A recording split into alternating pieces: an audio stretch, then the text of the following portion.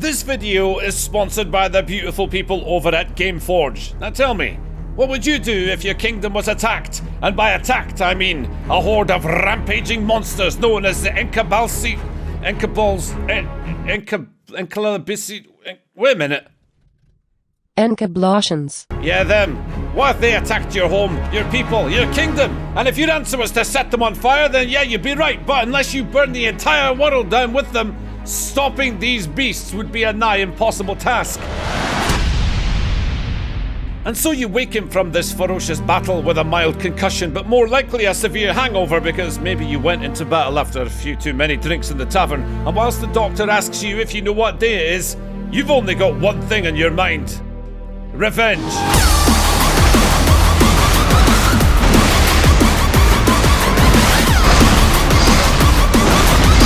Oh yeah, wait, I'm getting ahead of myself right here. So yeah, Kingdom Under Fire 2 requires a hero to go into battle with, and whilst we all know that I rightly chose the ball-busting animal of the berserker with a two-headed sword and a truckload of testosterone, there are of course other options. You've got the gunslinger with a long sword and a pistol, making them a versatile choice for close combat or range.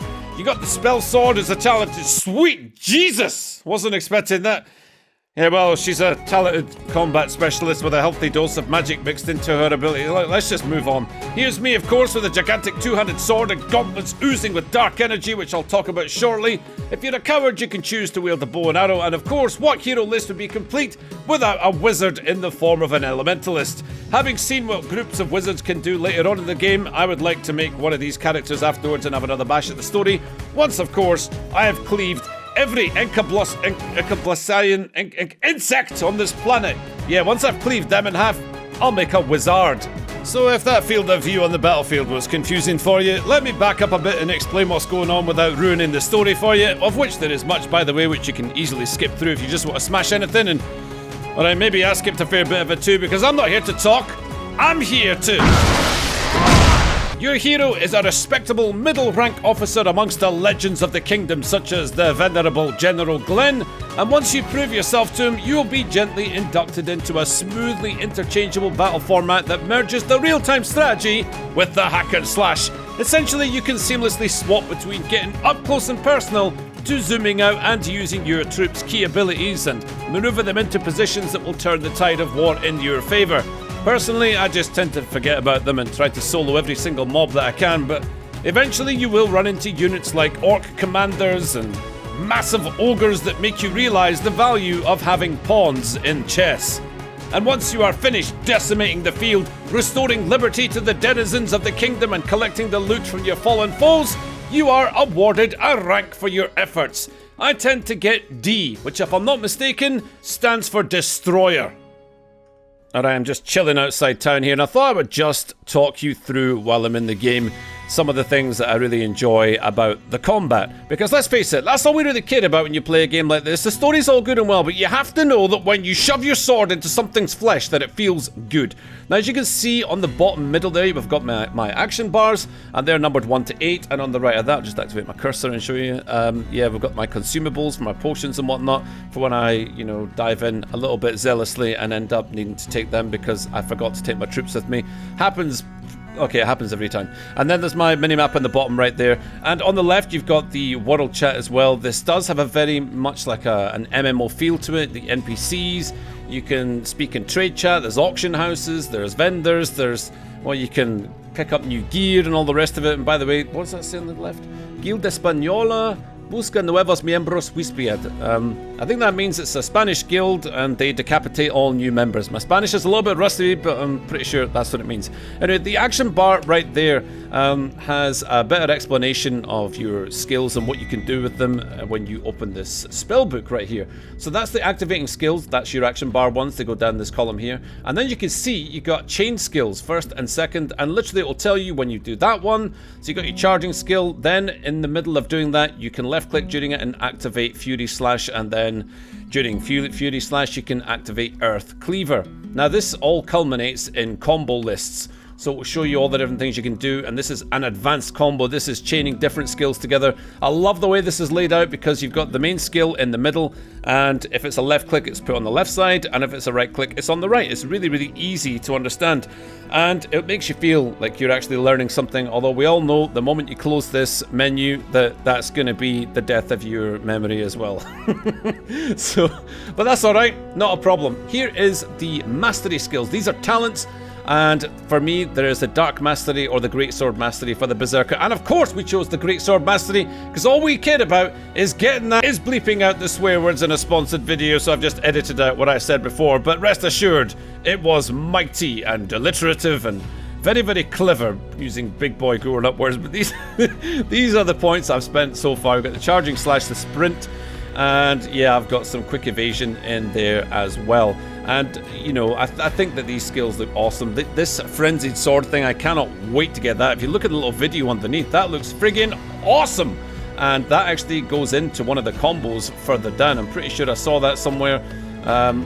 Yeah, there it is, an advanced combo too. So everything that you're going to acquire is going to be able to be chained in some way or form or whatever. But yeah, that is the skills right there. Something else that I haven't yet shown you is the inventory, and this is pretty cool because when you pick up armor, swords, all the rest of it, you can obviously power yourself up and get the stats going and all that.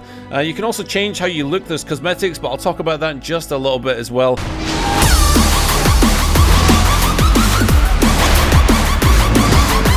Now, if you enjoy a good co-op experience, you can matchmake a lot of the missions on varying difficulties by simply heading to the desired location using the world map, and the game will find you some superior players to carry you through the next battle. Now, because there's so much going on, what I like most about this game is that it feeds out little pieces of insight that dum-dums like me badly need, particularly when it comes to explaining the uses of certain troops. And you can even go into the main city and learn a tutorial for just about anything, but the combat troops have their own mock scenarios that can just help you remember some foreign concepts. A word I've heard before, I don't really use it. I think it's called positioning. It might also be pronounced positioning, I'm not sure, but apparently it's important for winning battles, so I think it's prudent to do those tutorials and secure as many destroyer ranks as possible.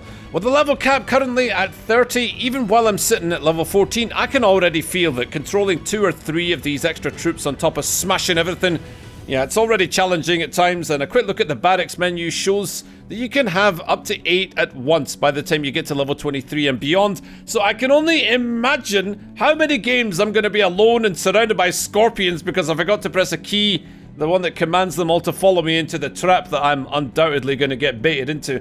Now, in terms of units, there are a lot of different types with the spearmen, the crusaders, the paladins, cavalry, wizards, a whole host of options, and they can all be leveled up and even ranked up with a star-based rating as well. Now, the great thing about Kingdom Under Fire 2 is that once you are done with the story and once you've leveled all the way to the max, the devs have said they're not done with this game. There's endgame content for you to grind away, and I'm sure I read somewhere that there's a 7-phase, 16-player raid coming out, and to be honest with you, I want to level up just to watch that kind of chaos unfold. And now's probably a good time to mention that I've got a PC that could launch a spaceship for NASA, but putting the graphics on a very high setting can still bring my machine to its knees, so it's worth pointing out that no matter how beastly your rig is, this game does not pull any punches with what it's trying to use on your resources. I think that if you're planning like large multiplayer battles, then it's probably worth turning it down somewhat. And there's also some PvP in the game, and I haven't tried it yet, but I will. Now, something that I've found has made my life so much better is a unique bot-like feature for those who hate running around cities. First of all, you get yourself a horse, and that in itself is awesome. But secondly, you can click on the map and it will draw a green line to your destination and then automatically take you there, avoiding obstacles and allowing you to browse through your inventory and try to remember those freaking combos for the next time that you're in battle. Of course you won't. Anyway, there are 3 editions available to buy of this game, and I would say don't worry about getting anything except the basic package. The other 2, they're fine, but they're full to the brim of cosmetics, which, don't get me wrong, it's nice. The advantages from the consumables, I think they're slight. Perhaps you get a faster horse earlier in the game with the choice of the True Unicorn and the Poseidon's Charger. And by the way, that watery look on the Poseidon's Charger is very, very cool. There are also some particularly nice looking costumes, with me currently using the War God. but there are also Paladin and Guardian of Light. Anyway, here's a list of the stuff you get in the War God, but honestly, you'll acquire a lot of the consumables just by playing the game in its basic form. And yeah, I think that's it. If you take a look at my channel, there's not a great deal of videos with sponsored content on it, and that is because there just aren't that many games that come along where I'm genuinely interested to the point where I think, yeah, my viewers would like this as well. But this is one multi-genre beast of a game. Not perfect by any stretch of the imagination, and don't get me, to be honest with you, some of the running around the city had me wanting to break off the horn of my unicorn mount. But the further through the game you go, the bigger the battles become, and the more spectacularly I am seeing myself fail. Thanks again to Gameforge for sponsoring this video. Link in the description to find this game, and I'll catch you in the next one. Later.